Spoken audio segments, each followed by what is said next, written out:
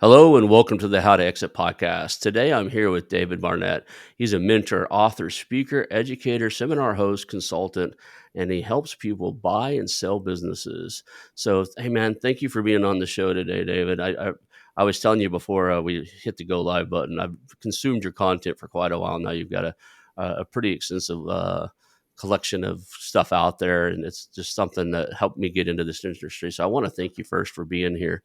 What is your origin story? How did you get into this space?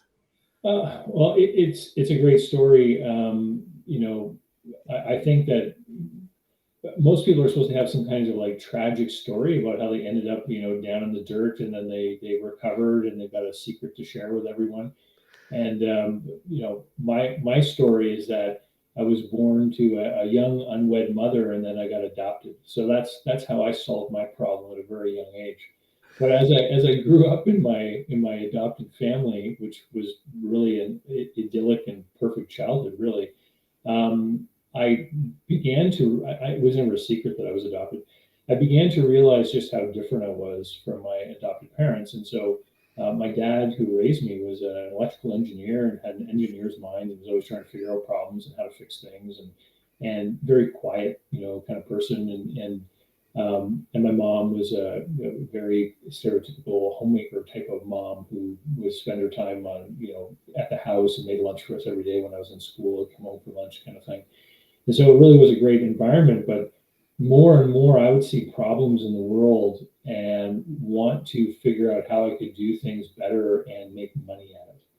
And I remember my first real hero icon was on that TV show. Remember Michael P. Keating? Was that his name? The young kid who was the capitalist there on that sitcom. I forget the name of the sitcom, but I realized, yeah, I'm all about business. I want to be in business. And so when I finished university or finished high school, I went to university and I studied business, believing that getting a business degree would turn me into a businessman. And I was in there for about 3 years before I realized that what they really do there is they turn people into what I now call Fortune 500 bureaucrats, which are these middle management people in these big companies.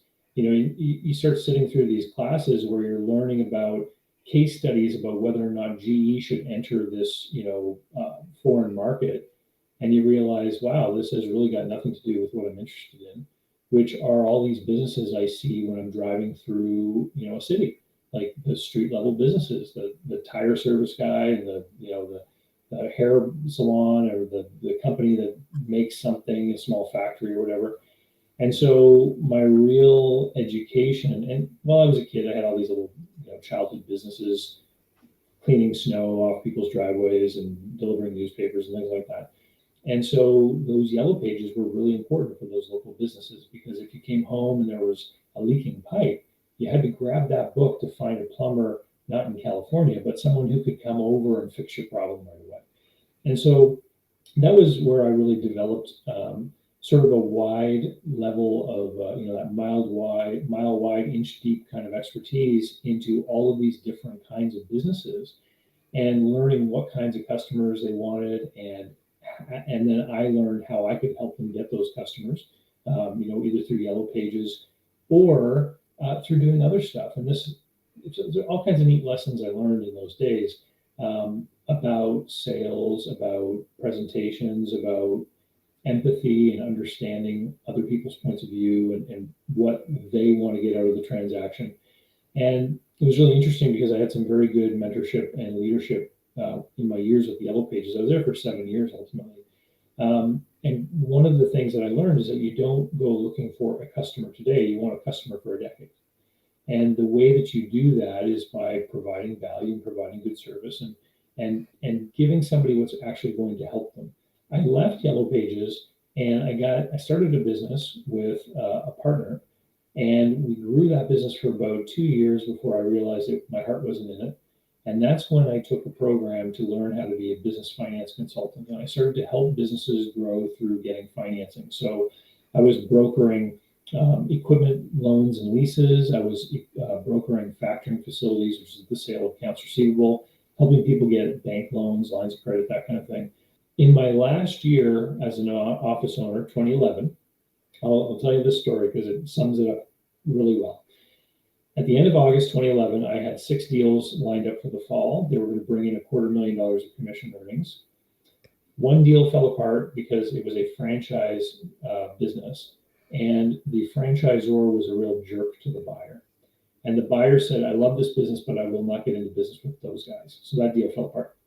Another business was in a regulated industry. So the buyer needed to obtain a license from a government agency, and they wouldn't issue it. So I don't know why. Maybe something in the buyer's background, or I don't know. But that was another deal that fell apart. And then the third deal, the buyer obtained a finance letter from a bank, who then later rescinded it. They said, "Yeah, you know what? We issued you that finance letter, but now we're being told by head office that we have too much exposure in that industry, and we're not going to do it now."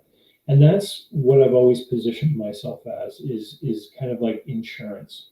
You know, I've now worked on hundreds and hundreds of deals, uh, going all the way back to 2008. I was a broker during the last great recession that we went through. And I work with new people every week. And a lot of the times, the extent of my work on the file is simply to go through things with people and then show them the things they don't see, which I see because I see them over and over again, and point out the hazards that they're not aware of. A lot of businesses that are sold or that are up for sale really have a very limited market because they need to be acquired by somebody who has that set of skills. People will ask me sometimes, what's the market like for small businesses? And well, back in my brokerage days, I would always tell them it's great, right? Because I was in the business of selling business. Oh, the market's great. But after a while, I realized, you know what? There's no such thing. Like there's a market for 4-door used cars, and there's a market for 3-bedroom homes in Tulsa, Oklahoma, because you've got many of these homes and many buyers, many sellers. Same thing with the cars. But when it comes to businesses, with the exception of certain categories, like maybe convenience stores or gas stations, many businesses are very unique. So it's more like the market for artwork, where you got these individual things where, this is a really great business, but only for someone with 20 years experience in machining. 80% of businesses that are put up, quote unquote, for sale never sell. So these are businesses that end up on these marketplaces that we mentioned. They're never going to sell because they're terrible opportunities and no one's ever going to do them, right? And then a lot of the business, I personally believe that 80% of businesses that change hands never end up in a broker's hands. But that doesn't necessarily mean they're an opportunity for you, because that also encompasses one generation transferring a business to another. So if a business changes within a family's hands, it's unlikely you're going to get yourself in the middle of that deal.